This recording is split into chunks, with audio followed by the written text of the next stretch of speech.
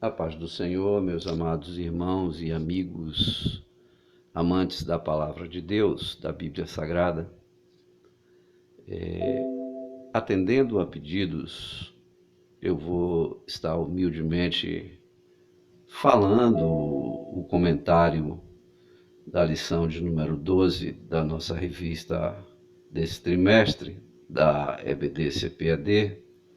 A aula será ministrada nesse domingo, dia 18 de 12 de 2016, e nesta revista, nesta lição, nós teremos como mensagem epigrafar a sabedoria divina para a tomada de decisões. O texto áureo, ele vai estar pautado no livro de Provérbios, no seu capítulo de número 2 e versículo de número 6. Diz assim: porque o Senhor dá a sabedoria e da sua boca vem o conhecimento e o entendimento. Já a verdade prática, que é a aplicação do texto bíblico para a nossa vida cotidiana, vai dizer o seguinte: Deus nos concede sabedoria para vencermos as crises mais difíceis e inesperadas. Como de costume, o analista desta revista, o pastor Elianai Cabral, ele traz aqui na sugestão para a leitura diária, que está no livro de 1 Reis. E na segunda-feira ele indica aqui o capítulo de número 1, os versículos de 1 a 5. Na terça-feira seria o mesmo livro, o capítulo de número 1, os versículos 11, 15 e 17. Já na quarta-feira, continua no mesmo livro, sendo que o capítulo de número 1 o versículo de número 19, na verdade. Na quinta-feira é o capítulo de número 2, versículo de 1 a 4. Na sexta-feira é o capítulo de número 3, versículo 9. E o sábado seria o capítulo de número 3, versículo 28. Aí, como de costume, eu sugiro para que você no domingo esteja em uma das nossas classes, estudando a palavra de Deus na Escola Bíblica Dominical. Você pode procurar um dos nossos templos e lá você vai estar participando dessa aula que será ministrada em todas as nossas classes da Escola Bíblica Dominical das Assembleias de Deus. Queridos, segundo o analista, comentarista desta revista, o que de verdade ele objeta nesta lição é apontar a crise familiar do monarca Davi e mostrar que seu filho e o seu sucessor ao trono, o rei Salomão, buscou obter sabedoria para reinar. Nós vamos fazer a leitura que será lida no início da aula, em classe, nós vamos estar declinando aqui agora o que será lido no livro de 1 Reis, capítulo 4, versículo 29 a 34. Diz assim: E deu Deus a Salomão sabedoria e muitíssimo entendimento e largueza de coração, como a areia que está na praia do mar. E era a sabedoria de Salomão maior do que a sabedoria de todos os do Oriente e do que toda a sabedoria dos egípcios. E era ele ainda mais sábio do que todos os homens e do que Etã, Ezraíta, e do que Emã, e Calcó, e Darda, filho de Maó. E correu o seu nome por todas as nações em redor. E disse 3.000 provérbios, e foram os seus cânticos 1.005. Também falou Salomão das árvores, desde o cedro que está no Líbano até ao isopo que nasce na parede. Também falou dos répteis, dos animais, das aves e dos peixes. E vinham de todos os povos a ouvir a sabedoria de Salomão e de todos os reis da terra que tinham ouvido falar da sua sabedoria. Observem, meus amigos e irmãos, que a Bíblia exalta a sabedoria de Salomão. Bom, o autor enfatiza a condução da obra da construção do templo adotada por Salomão, e é essa que fica expressa a pretensão do analista para que eu e você possamos entender no transcurso dessa lição. Na parte introdutiva, o comentarista da revista, ele mostra que Davi foi um rei próspero e muito bem sucedido no seu reinado, aparecendo ele aí como um excelente gestor de coisa pública, da coisa pública, um grande estadista, um comandante militar muito habilidoso e um servo fiel do Deus vivo. Todavia, deixou Davi muito a desejar no quesito da administração familiar. Já no primeiro tópico, aqui estabelecido nesta lição, vamos ver que aparece nos momentos finais da existência de Davi, quando da necessidade já da sucessão do trono, um conflito entre os dois irmãos, os seus dois eventuais herdeiros, e gerados de esposas diferentes, onde um deles era, apesar de ser o quarto filho na escala sucessória, aparece aí como primeiro na linha de sucessão, devido ao fato de impedimento dos outros 3 que o antecedia, por força do evento morte e por força de um conflito existente entre um deles e o próprio rei.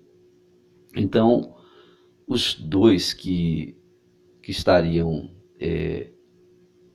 pleiteando assumir o trono seriam Adonias e Salomão, que eram filhos de mães diferentes.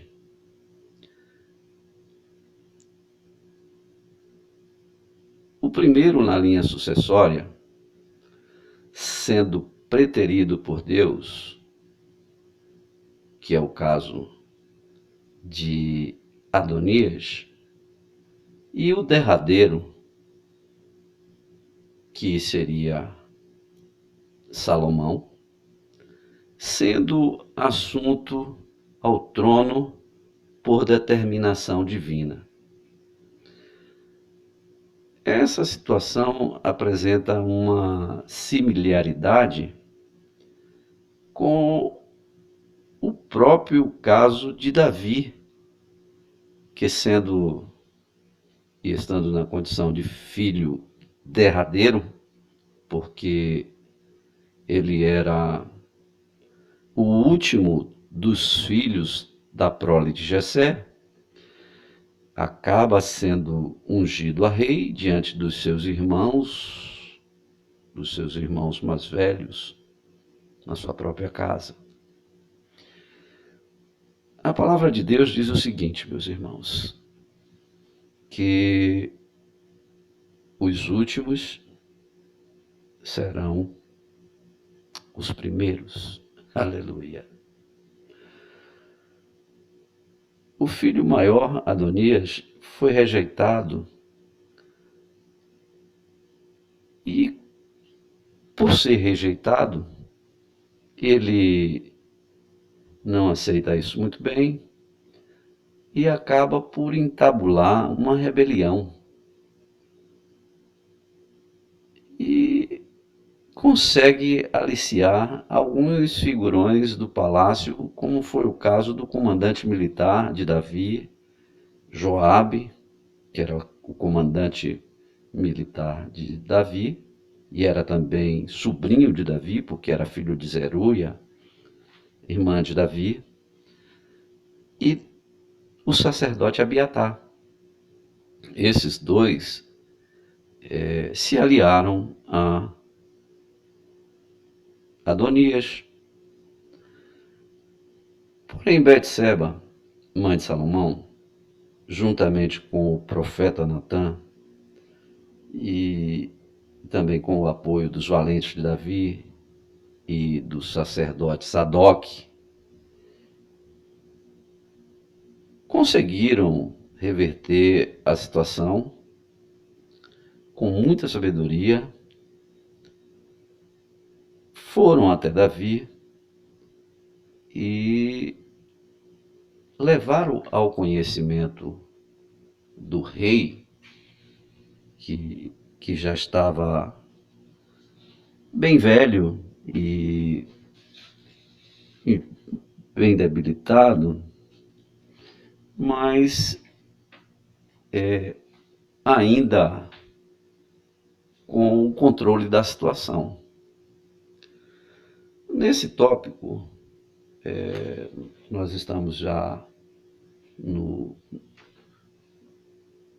término do primeiro tópico.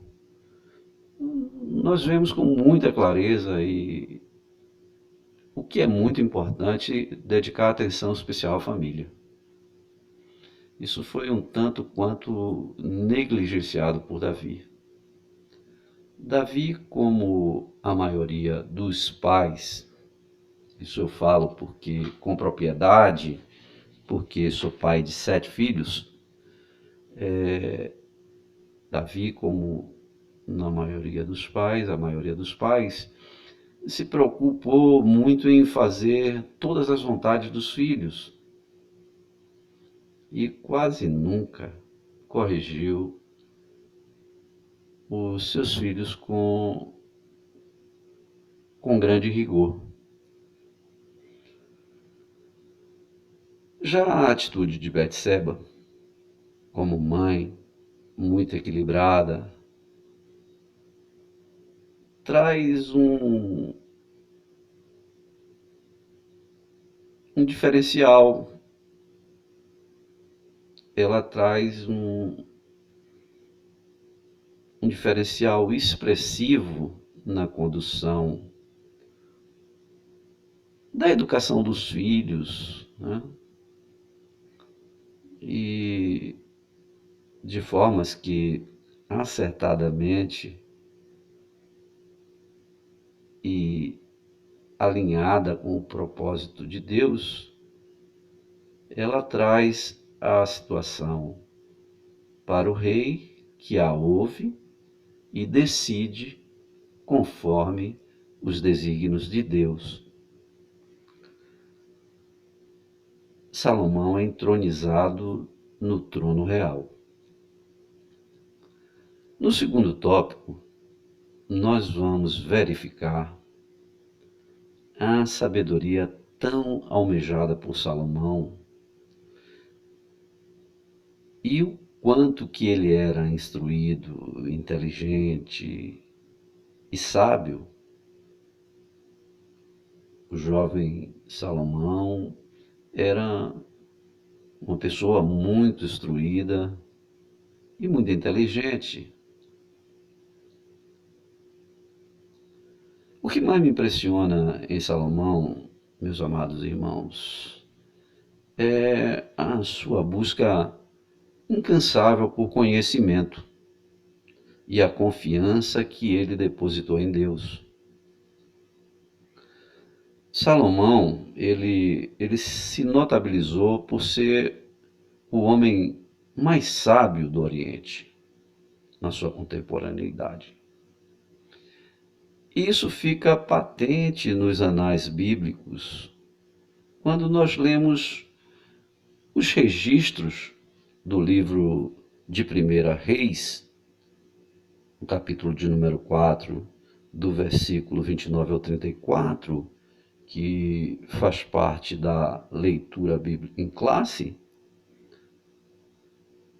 que registra o grande número de salmos e cânticos escritos por Salomão e o atestado que a Bíblia dá a ele, mostrando-o na dianteira dos homens mais intelectuais e eruditos da época. A Bíblia fala em Etã, Emã, Cacol e Darda, que eram os poetas, os escritores, os literários e também os sábios da época.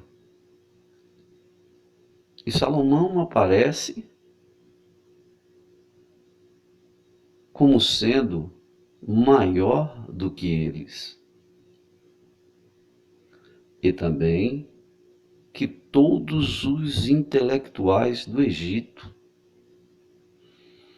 Ora, nós sabemos que o Egito era, na época, o local considerado o berço da civilização.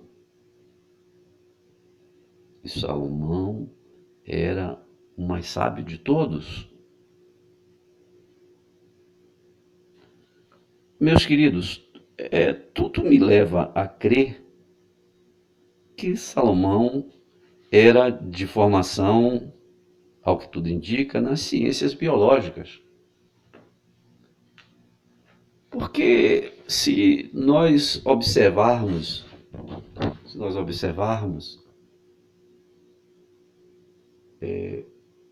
no capítulo 4, versículos 33 e 34, nós vamos verificar que, dado ao entendimento de Salomão a respeito da fauna e da flora, porque ele escreveu, a Bíblia diz que ele escreveu sobre a flora e sobre a fauna, descreve que ele escreveu com propriedade a respeito de répteis, a respeito de vários animais e de plantas e de vegetação e até de animais marinhos, nós podemos concluir que a sua formação era o que equivale a hoje a um biólogo. Não devemos deixar de observar, e isso mostra os escritos, que ele fala com propriedade a respeito do isopo,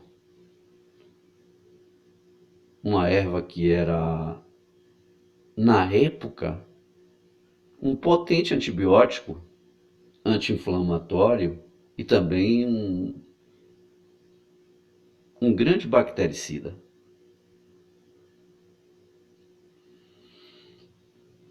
E a fama, meus amados irmãos, de Salomão, a fama corria pelos 4 rincões da terra. Ao ponto de que a rainha de Sabá, ela vem de uma localidade bem distante, ela vai ao encontro de Salomão e lá ela leva presentes para Salomão, leva uma verdadeira fortuna em presentes para Salomão, por conta do que ela havia escutado falar a respeito da sabedoria de Salomão, a respeito de como Salomão tratava as questões diplomáticas, as questões administrativas, as questões sociais, as questões jurídicas. O célebre juiz Salomão, que fez um julgamento que até hoje é descrito nos meios acadêmicos, nas academias jurídicas de todo o mundo, ela fica impressionada até com a forma que se porta os serviçais de Salomão. As pessoas que estavam na serventia de Salomão. Até a forma de como se vestir, até a indumentária dos seus serviçais. E a fama de Salomão corria pelos 4 rincões da terra.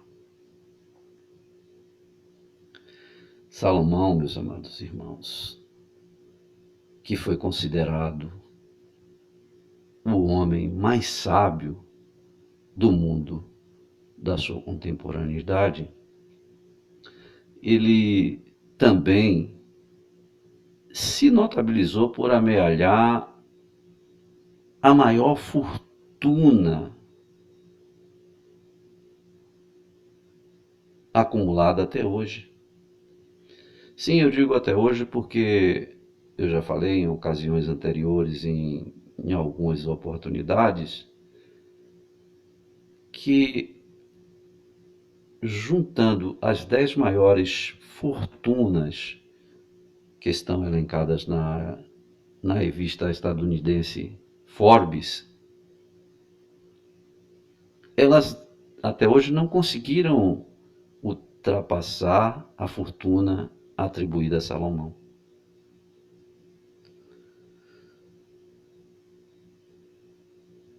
como jovem monarca, ele foi elegido por Deus para fazer a construção do templo, uma obra majestosa, a qual Salomão fez com muita maestria e deu cabo dessa tarefa árdua e de tamanha envergadura com muita tranquilidade. Salomão fez um tratado comercial com o rei de Irã, e ali, naquele tratado comercial, ele dá início a uma duradoura e equilibrada balança comercial. Essa perspectiva, ela fica estampada no capítulo 5 e no versículo de 1 a 6, no livro de 1 Reis. Quando Salomão ele conclui a obra do templo, ele vai orar a Deus e com toda humildade ele declara na sua oração, ele fala para Deus que ele não precisava de muita coisa. Melhor, ele não precisava de nada a nível material. Porque Salomão tinha herdado uma fortuna fabulosa deixada pelo seu pai, o rei Davi. E ele disse para Deus, olha, eu não preciso de dinheiro. Eu não preciso também de que o Senhor me dê a vida dos meus inimigos, até mesmo porque eu até aqui tenho convivido bem com as nações vizinhas, o Senhor me deu paz.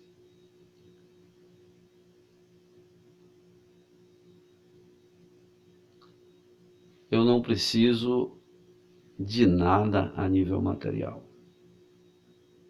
Todavia, tem uma coisa que eu preciso muito, e isso eu só posso conseguir do Senhor.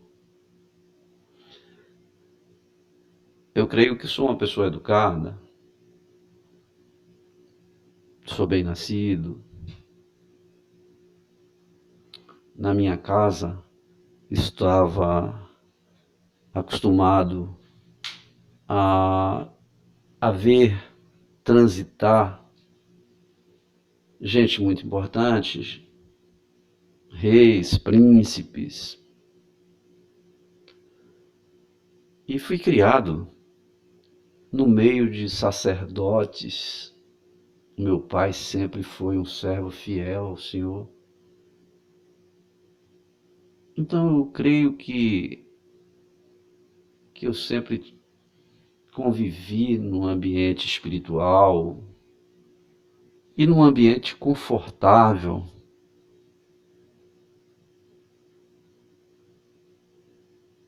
Mas eu quero lhe pedir, o Senhor me ensine a entrar e a sair. Eu quero lhe pedir que o Senhor me ensine a sentar e a levantar.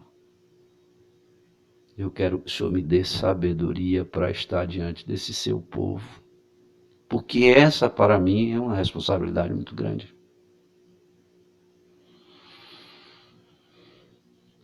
Aí, Deus fala para Salomão, diz, olha, já que você não me pediu dinheiro, nem ouro, nem prata, não me pediu a vida dos seus inimigos, eu vou dar isso para você, ainda que você não tenha me pedido. Então tudo que você tem, você vai ter muito mais.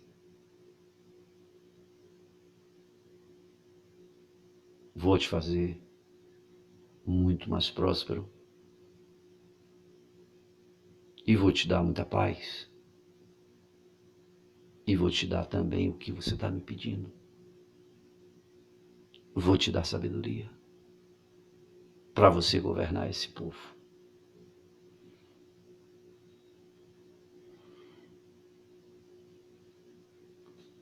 Meus irmãos, a sabedoria é um dom de Deus.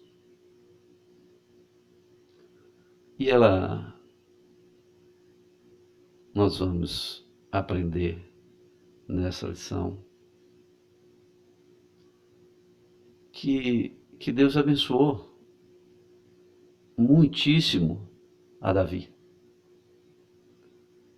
Mas a Salomão, ele concedeu uma grande sabedoria.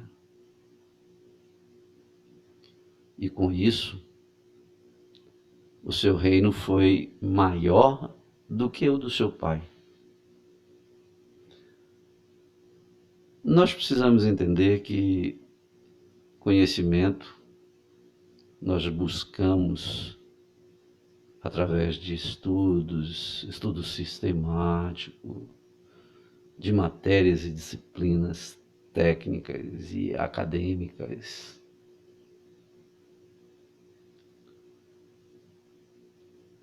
E isso, tudo junto, é o saber. Porém, a sabedoria, ela é a boa forma de eu e você utilizar todo o conhecimento que adquirimos, todo o saber. Isso é sabedoria. E a Bíblia, ela me assevera que a sabedoria, ela se inicia com o temor de Deus. E se eu e você entendemos que não temos sabedoria, que temos apenas conhecimento, que temos saber, a Bíblia diz que quem não tem sabedoria, peça a Deus que Ele dá de formas indiscriminadas. Aí você lê o que está escrito no livro de Tiago, no capítulo de número 1, e versículo de número 5. Queridos, nós chegamos então ao término dessa pré-aula e eu espero ter podido ajudar no nosso entendimento através dessa exposição. Que Deus continue nos abençoando, que Deus siga nos abençoando, em nome de Jesus.